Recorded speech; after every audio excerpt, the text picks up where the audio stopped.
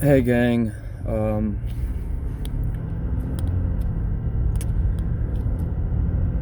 I don't know what's going on, but I have been feeling, I don't even know how to say it. I have a lot of guilt, and there's a lot of things that come to the surface when I've met a friend, and I haven't really had a friend in a long time, like a real friend. And what is a real friend, For me, it's been very superficial, the relationships that I have, and I see now that's because of my borderline personality disorder, probably, and self-isolating. It's a combination of things, really, but I don't like to get too close to people, and then I start to self-sabotage or think maybe, well, what if it doesn't work out, or that person finds out the real me, and then as soon as they start to find out about the real me, I just want to self-destruct. I want to, and I'm in a mode of doing that right now because I haven't had real friendships in a long time. I haven't really felt a connection with anyone outside of my wife, and that includes my family as well. I have a connection with my brother that will run the span of 100 lifetimes, just based off of our history together, but we don't have a current relationship, and no one really sees inside. And there's things that I don't say, and I don't want to say to people or on here. I want people to think about me and judge me. The truth is the truth, and whether I like it or not, I'm not the person that people might see me to be. And maybe you understand that, but for me, I've had a hard time identifying what exactly it is that's wrong with me for a long time. Through this channel, through friends, through reading, through research, through books, over the span of the past 7 years, I never could quite identify with one particular mold. And a lot of people, including me, will say, well, labels are just labels. And I agree, and I say that all the time. You can't get hung up on labels. But sometimes when you are sick and you don't know what you have, or you have a lot of different labels, it can get confusing, and if you can find the right label, it might be the start of the right treatment and the right group of people or therapy. I don't, but I've never felt that I really fit in that mold with my depression buddies, and I clearly have depression and depressive episodes, but I never had it. But I've had this since I was 7, so I never really. But then I can have extreme, energy, or feel well, afterward. So I don't have. I know I'm not bipolar. A lot of people might be hearing me say that, and they're like, "Oh, well, maybe this guy's bipolar." He has. No, it's really mood swings more than anything.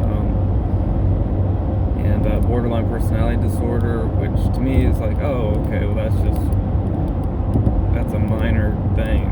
But what I've come to realize in creating a support group and meeting people with social anxiety, which I have, but not on that level, it's not all black and white. I used to rate things, but I rate them based off of my experience. Like, I consider social anxiety to be the bottom of the barrel, the bottom of the, and then generalized anxiety, and then panic, and then depersonalization, sort of like this hierarchy of anxiety. But sometimes a minor or mild form of panic disorder, like if you just have panic attacks a couple times a month or whatever, can be much less debilitating than like a severe social anxiety where you can't talk to anybody. So I have a new appreciation and a growing, sort of overwhelming understanding of really how complex it can be. But for me,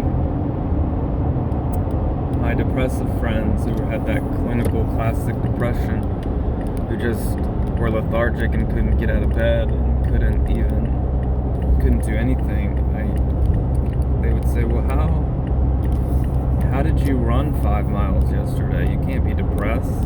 You just ran. And then if I say, oh, well, I'm tired, I don't want to move, and I can't function, but I push myself because I know that afterward there's going to be benefits, then I feel like, they may feel I'm judging them because it's like, oh, well, we're both depressed, but I'm just better or stronger than you are. That's not what I'm saying. I haven't had a panic attack in many years, and I don't have OCD or well, at least in the sense that I had before. I don't have the negative ruminations and the crazy irrational thoughts, I guess. But now it's more of just a kind of blah. And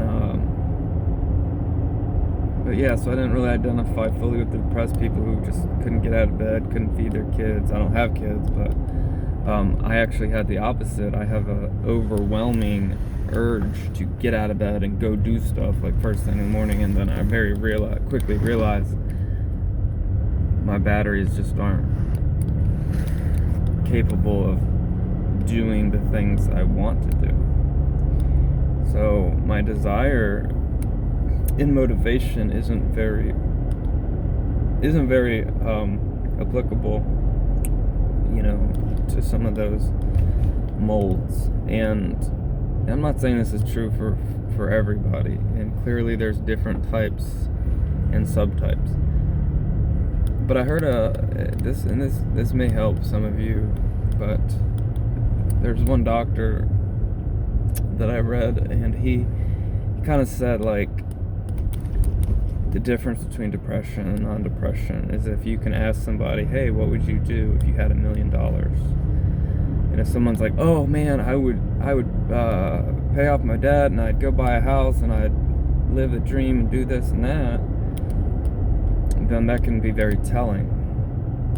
To whereas someone with like really deep, maybe major depressive disorder would be like, wouldn't even have an answer. They would, because money doesn't, and money can't do anything. Maybe help you get a different treatment or something, but so anyway, we all don't fit the same molds, and I push people away, and I did so recently, and in the support group that I've sort of cultivated, I can see somebody who might be able to fly to Lithuania, and I feel like I can barely even go to the store because of my poor cognitive functioning. But then that person may say to me, well, you seem really sharp. You seem like you talk really well, you present really well. And I think that's the biggest problem is, yeah, I talk really well, I present very well. And I'm not saying that's a bad thing. Of course it's not. But sometimes it can be very deceiving to the people around me and to myself. So my mind on one level, on an intellectual level, is functioning very keenly and very on another level, though, I feel the deep fog, fear, paranoia, hypervigilance. And like the other day, I was on the phone and I talked to a friend, and I talked to him for 2 straight hours. He could have hung up 5 minutes in and I would not have known. I went on a 2-hour ramble. I mean, it wasn't like tangent, it was a story of my love life in college and how it all, it's a pretty cool story actually, but it you know, I get excited and I'll tell a story and I'll just talk, and then I don't even take a breath, and then afterward I felt very DP'd and anxious and like I was in a blackout, but I probably didn't take much oxygen. But yeah, I have a lot of regrets, and I'm not able to be there as a proper husband. I'm not able to be there as a proper son or grandson or brother. But I try, and I pushed myself outside of my comfort zone so many times. But even when I'm there, I'm not there, and I've just missed out on too much, and I've been beating myself up for it. And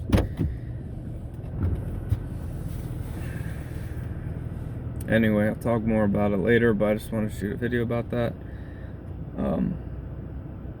Just how I've been kind of feeling and how things have been going, and appreciate you guys, listening. If you are supporting the channel, and I'll keep looking for hope. If you got any insights, positive insights, let me know, and I will talk to you later. God bless. Love you. Bye.